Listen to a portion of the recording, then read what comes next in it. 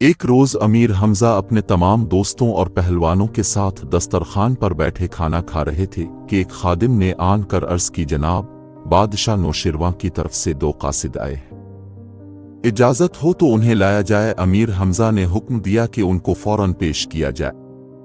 تھوڑی دیر بعد کیا دیکھا کہ 2 آدمی جن کے چہروں پر پھٹکار برستی ہے، مریل سے ٹٹوہے پر سوار چلے آتے ہیں۔ ان کے پیچھے مکہ کے شریر لڑکوں کی ایک فوج تالیاں پیٹتی ہوئی آ رہی تھی۔ یقین نہیں آتا کہ یہ قاصد نوشیروان کی طرف سے آئے ہیں۔ امیر حمزہ نے حیرت سے کہا۔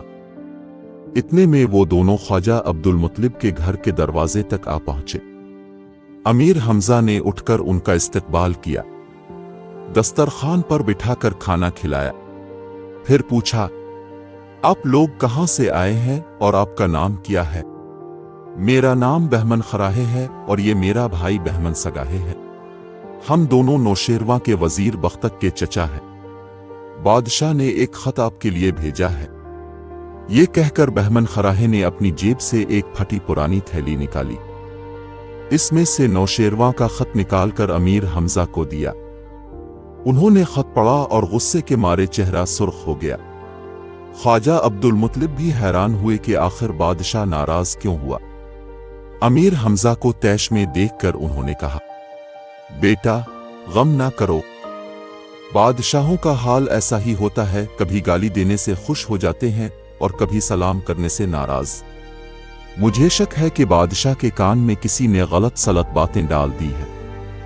خواجہ عبد المطلب نے بہمن خراہے اور بہمن سگاہے کو اپنے ہی مکان میں ٹھہرایا اور عرب کی مہمان نوازی کے مطابق ان کی خوب خاطر تواضع کی۔ عمروں کو جب نوشیروان کے خط کا پتہ چلا تو اسے بھی بڑا غصہ آیا۔ دل میں سوچنے لگا کہ ضرور کسی کی شرارت ہے، اس لیے ان قاصدوں کی خبر لینی چاہیے۔ رات کے وقت جب دسترخوان بچھا اور سب کھانے پر بیٹھے تو عمروں اپنے سر پر 2 خوان اٹھا کر لایا جن کے اوپر خوبصورت کپڑا ڈھکا ہوا تھا۔ بہمن خراہے اور بہمن سگاہے کے سامنے پہنچ کر عمروں نے 2 خالی پلیٹیں ان کے آگے رکھ دیں۔ سب لوگ حیران تھے کہ عمروں مہمانوں کی ضیافت کے لیے نہ جانے کون سا لذیذ کھانا پکوا کر لیا ہے۔ اتنے میں عمروں نے ایک خوان کھولا اور اس میں سے تازہ ہری ہری گھاس نکال کر بہمن خراہے کی پلیٹ میں رکھی، پھر دوسرا خوان کھولا اور اس میں سے بکری کی ہڈیاں نکال کر بہمن سگاہے کی پلیٹ میں رکھیں۔ خواجہ عبد المطلب نے عمروں کی یہ حرکت دیکھ کر غصے سے کہا، یہ کیا بدتمیزی ہے؟ جناب خواجہ صاحب، میں نے مہمانوں کی پسندیدہ غذائیں ہی ان کے سامنے پیش کی ہیں، اب شاید بھول گئے کہ ان میں سے ایک صاحب کا نام بہمن خراہے ہے اور دوسرے کا بہمن سگاہے۔ خراہے یعنی گدھوں کے لیے گھاس اور سگاہے یعنی کتوں کے لیے ہڈیوں سے زیادہ لذیذ اور دل پسند خوراک اور کون سی ہو سکتی ہے؟ عمروں نے جواب دیا اور دسترخوان پر بیٹھے ہوئے سب لوگ قہقہے مارنے لگے۔ خواجہ عبد المطلب بھی اپنی مسکراہٹ دبا نہ سکے۔ اتنے میں عمروں نے ایک اور حرکت کی، اپنے ایک نوکر کو اشارہ کیا اور اس نے گدھے کی پالان لا کر پہلے بہمن خراہے کی پیٹھ پر ڈالی، پھر کتے کی جھول نکال کر سگاہے کو اڑائی۔ اب تو لوگوں نے مارے ہنسی کے پیٹ پکڑ لیے۔ بہمن سگاہے اور بہمن خراہے نے جب اپنی درگت بنتی دیکھی تو انہوں نے خنجر نکال لیے اور چاہا کہ عمروں کو ہلاک کریں کہ توق بن جبران نے ان سے خنجر چھین لیا اور اتنے گھونسے مارے کہ سب کھایا پیا باہر آ گیا۔ آخر خواجہ عبد المطلب نے انہیں چھڑایا اور اگلے روز انہیں مکہ سے چلے جانے کی ہدایت کی۔ بہمن خراہے اور بہمن سگاہے جب خواجہ عبد المطلب کے مکان سے نکلے تو عمروں پہلے ہی سے شریر لڑکوں کی ٹولی لیے راستے میں موجود تھا۔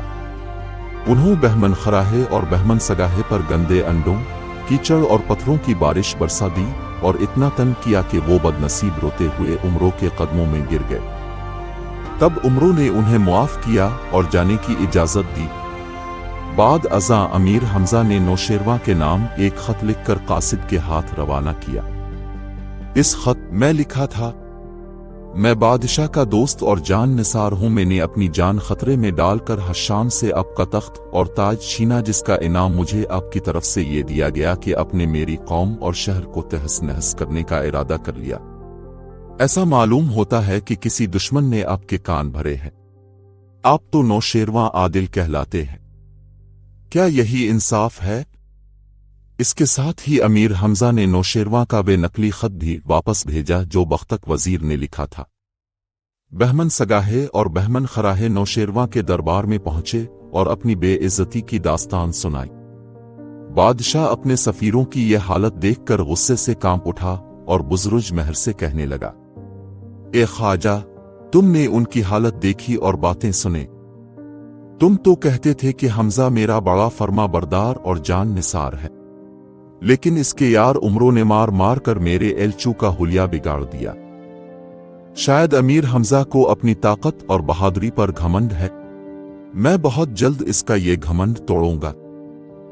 بزرج مہر بے حد عقل مند اور ہوشیار تھا، سمجھ گیا کہ کسی طرف سے شرارت ہوئی ہے، ورنہ حمزہ اور اس کا باپ ایسے آدمی نہیں ہے۔ اس نے نوشیروان سے کہا، حضور، میں خود حیران ہوں کہ یہ کیا معاملہ ہے۔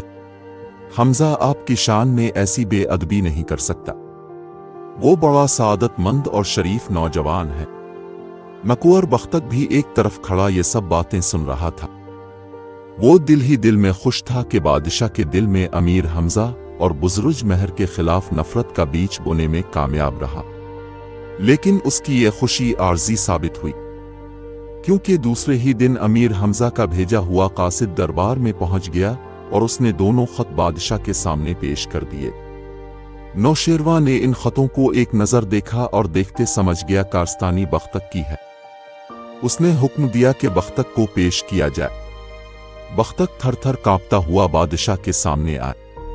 نوشیروان نے اس پر حقارت کی نظر ڈالی اور کہا، تیری یہ جرت کہ تو نے ہمارا اصل خط چھپایا اور اپنی طرف سے یہ جعلی خط بنا کر حمزہ کو بھیجا، اب بول تجھے کیا سزا دی جائے؟ کوئی ایسی سزا اپنے لیے تجویز کر جسے سے موت کی تکلیف تجھے زیادہ سے زیادہ محسوس ہو۔ بختک روتا ہوا بادشاہ کے قدموں میں گرا اور اپنے قصور کی معافی مانگنے لگا، مگر نوشیروان اس کے سر پر ٹھوکر مار کر کہا کہ تجھ جیسے غداروں کی سزا یہی کہ آگ میں زندہ جلا دیا جائے۔ یہ سن کر بزرج مہر نے آگے بڑھا اور نوشیروان سے سفارش کر کے بختک کی جان بخشی کرائی۔ اسی وقت نوشیروان نے ایک خط امیر حمزہ کے نام لکھا کہ یہ بدماشی بختک کی تھی جس نے ہمارا اصل خط بھیجنے کی بجائے تمہیں جعلی خط بھیجا۔ ہمیں تم سے ملنے کا بے حد شوق ہے، جس قدر جلد ہو سکے مدین پہنچو۔ بادشاہ نے خط اپنے ہاتھ سے لکھ کر بیٹی شہزادی مہر نگار کو دیا کہ بادشاہ کی مہر لگائے اور بزرج مہر کو دے دے۔ وہ اپنی ٹی خواجہ بزرگ امید کے ہاتھ یہ خط امیر حمزہ کو بھیجیں تاکہ اس مرتبہ کوئی غلط فہمی نہ ہو۔ بزرج مہر نے امیر حمزہ کی حفاظت کے لیے ایک طلسم بنایا۔ اس کی شکل ایک ہیبت ناک اژدہے کی تھی۔ اس اژدہے میں خوبی یہ تھی کہ جب ہوا اس کے پیٹ میں داخل ہو کر منہ کے راستے باہر نکلتی تو 3 مرتبہ امیر حمزے، امیر حمزے، امیر حمزے کی آواز اس زور سے نکلتی کہ جنگل اور بیابان گونج اٹھتے اور زمین کانپنے لگتی۔ دشمن اگر اس آواز کو سنتا تو اس پر امیر حمزے کا خوف چھا جاتا اور دوست سنتا تو اس کے دل میں امیر حمزہ کی محبت پیدا ہوتی۔ خواجہ بزرج مہر نے جادو کے اس اژدہے کا نام طلسم اژدہا پے کر رکھا۔ اس کے بعد اس نے عمروں کے لیے بھی چند عجیب و غریب طلسماتی چیزیں تیار کیں اور انہیں استعمال کرنے کے طریقے بھی اپنے بیٹے خواجہ بزرگ امید کو بتائے اور کہا کہ عمروں کو اچھی طرح سمجھا دینا۔ یہ سب سامان لے خواجہ بزرگ امید مکہ کی جانب روانہ ہو گیا۔ ایک دن عمروں کا جی چاہا کہ شہر سے باہر نکلے اور سیر و تفریح کرے۔ وہ کسی کو ساتھ لیے بغیر شہر سے نکلا اور دوڑتا دوڑتا صحرا کی طرف چلا گیا۔ کیا دیکھتا ہے کہ گھوڑے پر سوار ایک شخص آ رہا ہے۔ عمرو اس کے نزدیک پہنچا اور پوچھنے لگا، کیوں صاحب، آپ کون ہیں اور کہاں سے تشریف لا رہے ہیں؟ گھڑ سوار عمرو کو دیکھ کر خوب ہنسا، پھر بولا، جیسا سنا تھا اس سے بڑھ کر پایا۔ یہ کہہ کر گھوڑے سے اتر کر عمرو کو گلے سے لگا لیا۔ بیچارہ عمرو حیران پریشان کہ نہ جانے کون ہے، پہلے تو کبھی نہیں دیکھا۔ آخر اجنبی نے بتایا، ڈرو مت، میں تمہارا دوست ہوں، بزرج مہر کا بیٹا، میرا نام بزرگ امید ہے۔ نوشیروان کا خط امیر حمزہ کے نام لایا ہوں اور والد صاحب نے تم دونوں کے لیے تحفے بھی بھیجے ہیں۔ उमरो ये सुनकर खुश हुआ लेकिन मुंह बनाकर कहने लगा, क़िबला, अब बातों में वक्त ज़ाया न कीजिए और ख्वाजा बुज़ुर्ग मेहर ने जो चीज़ें मेरे लिए भेजी हैं फौरन मेरे हवाले कीजिए। ऐसा ना हो आप किसी और को दे बैठें। बुजुर्ग उम्मीद ने कहा, अच्छा भाई अच्छा, तुम भी क्या याद करोगे। ये कहकर एक बकच में से एक खूबसूरत और रंग बरनिगा लिबास निकाला। कहो पसंद आया? बुजुर्ग उम्मीद ने पूछा, लेकिन शर्त यह है कि अपने कपड़े मेरे सामने उतार कर ये लिबास पहनो। इसमें बेशुमार खूबियां हैं जो बाद में बताऊंगा। उमरों ने जल्दी जल्दी अपने कपड़े उतारे। बुजुर्ग उम्मीद ने ये कपड़े समेटकर अपने थैले में भरे, घोड़े पर सवार हुआ और उमरों से कहा, लो भाई हम जाते हैं, फिर मिलेंगे। बेचारे उमरों बिल्कुल नंगा शर्म से मुंह छुपाए खड़ा था। बुजुर्ग उम्मीद की ये बात सुनी तो सख्त घबराया, दौड़कर उनके घोड़े की बाग पकड़ ली और कहा, साहिब ये अच्छा मजाक है, लाइए मेरे कपड़े वापस कीजिए, मुझे आपके ये तोहफे नहीं चाहिए। बुजुर्ग उम्मीद ने कहकहा लगाया और कहने लगा, बुरे फिसे उस्ताद नुक्ता, बोलो अब मुझे क्या दोगे। बहुत होशियार और चालाक बनते थे ना जनाब मेरी तूबे। उमरों ने हाथ जोड़कर कहा, इस फन में मैं आपका शागिर्द और आप मेरे उस्ताद। कान पकड़ता हूं, मेरा कसूर मुआफ कीजिए। बुजुर्ग उम्मीद को उमरों पर तरस आया और ज्यादा परेशान करना मुनासिब ना समझा। एक खुशनुमा लिबास इसे पहनाया, भेस बदलने की बहुत सी तरकीबें बताएं। इसके अलावा एक अजीब व गरीब तिलिस्मी चादर भी इसको दी। इसमें यह खूबी थी कि जिसको चाहो बांध लो।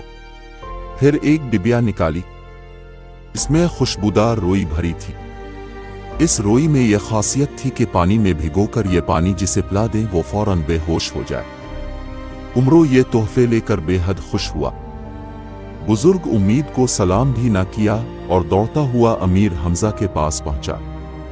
उन्होंने इसे ऐसा शानदार लिबास पहने देखा तो हैरान हुए और पूछा, ये कपड़े किससे छीने हैं?